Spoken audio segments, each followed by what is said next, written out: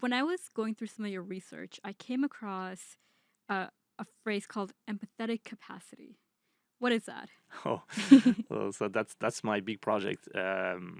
It started with something I observed during the COVID, especially during the lockdown, um, because I observed two things. First thing is that because of the lockdown and because of the social distancing, we didn't have much opportunity to have a face-to-face interaction with people, and especially because I'm a professor in marketing. What happened with the customers who want to connect with the companies, So in the past, we used to go to the company, to the store, and to have an interaction with frontline employees. But with the pandemic, it was not possible. So we had to adapt and to use different channels for communicating with the company. So you can use live chat, chatbot, emails, online questionnaire, or whatever. So all of those technology-mediated communication. The other thing I observed as well is that there is this trend in the industry that companies want to emotionally connect with their customers. We talked about customer journey, the journey through the customers go through when they want to buy a product, when they are seeking information for the product, and so on. So they will be in contact with different touch points, and all of those touch points have to give the customers positive experience. They have to be in a seamless journey when they always have positive experience about the brand. So my question was, okay, how is that possible to have this emotional connection if you never see them? If you're always talking to your customer through a screen, an application, and AI application and stuff like this, because as I said in our conversation, emotional connection starts with detection of nonverbal signals of emotion. But when you don't see your customers, how would you detect those emotional signals? That's quite impossible. So when I started to think about this, I said, okay, as human beings, when we have an emotion, we want to share our emotion. It's a social sharing of emotion. The best example I can give you now is the success of social media. Every time you have something, every time something good happened to you, you're happy, you're delighted, or whatever, you take a picture and you post it on the social media. You want to share it with people, at least to share with your relatives. And when something bad happened to you, still you want to share with your relatives, with your friends. We need to get relief from other people by sharing our emotion. So if I'm a customer and let's say that there is a service failure, I buy this service, I buy this product, but it didn't work. I am upset and I seek support from the company. So when I contact my company, I have those emotions that are part of my experience, but the company cannot see my emotion, how they will react and what kind of support they are going to show me based on this type of communication. So um, based on that, I assume that probably, I know it's a strong word, but probably that in the future, companies will have a behavior that is similar to psychopath. Because from a clinical perspective, a psychopath is someone who can understand others' affective and mental states. They can really understand what you feel. Why do you feel those emotions?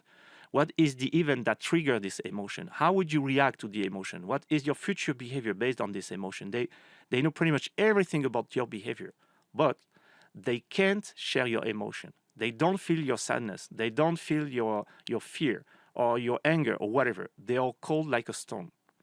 That's why it makes this uh, um, clinical issues dangerous for the society in a way, because they can be very manipulative. So if I'm a frontline worker and I work only online and I receive complaints and messages from my customers, they have different emotion, negative emotion. They are anxious, they are angry, they are mad about the service failure or whatever. So I just have information about the state, but I can't feel the emotion because I don't see them. And at the same time, I have access to big data. I know pretty much everything about the customers. I know every product they bought in the past. I know exactly what they like, what they don't like, and so on. So my guess is that the opportunity you have to manipulate the customer is high, and there is no empathetic process that will refrain you to be manipulative because you don't see the customer. It's just a number in a large database, and you're just working for the company to make profits or stuff like this. So In the opposite, if you're interacting in face to face with the customer, you're a human being. You work for a company, you have specific goals and so on, but still, you are a human being and you have this empathetic connection with the customers that will necessarily affect your behavior. When you see someone sad, someone anxious, someone afraid, or whatever, it affects your behaviors because you have this empathetic process. So your behavior might be different. And last year, I conducted an experiment to compare how frontline employees will react when they interact with an emotional customers online or in face-to-face. And the results confirmed my assumption is that when you interact with customers online, the willingness to show pro-social behaviors, to help customers, to show support decrease significantly. However, when you have this face-to-face conversation, those pro-social service behaviors increase. And those behaviors are mediated by your affective empathy.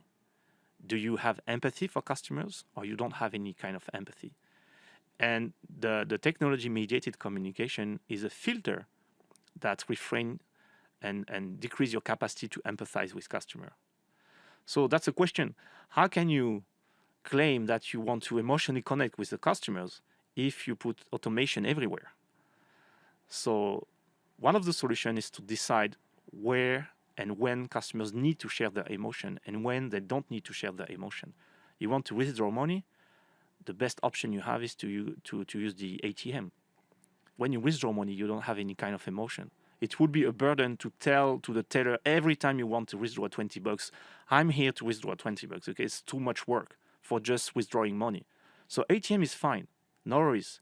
But if something bad happened to me, or I want to buy a house, I'm excited about this purchase, or I lost someone and I have to manage the bank account or stuff like this, I would probably prefer to talk to someone rather than to talk to a machine. Right. And that makes sense. And I think firms realize this. I mean, I do a fair bit of research for the firms in the financial industry. And so they're all sort of taking a hybrid approach because they've been asking themselves these very same questions that you mentioned here, which is we obviously want to provide our clients with a good experience because that breeds loyalty. And so you want a good experience with your client. But at the same time, they don't always need you, right? Because right now we are in a very digital world. Yeah. People want service when they want it, where they want it, how they want it. And they don't always necessarily need to speak with an individual to get that service because, to your point, it could be something very simple like Mm. withdrawing money or I want to transfer product A to account B or whatever it might be, right? In those cases, these are like very emotionalist processes. You know exactly what you want. It's very quick, it's prescribed, and you can do it yourself. But on the other hand, when it's something a bit more complicated, for instance, the purchase of a home, you're going to want an advisor there. You're going to want, someone to help you with your mortgage, someone to help you with insurance.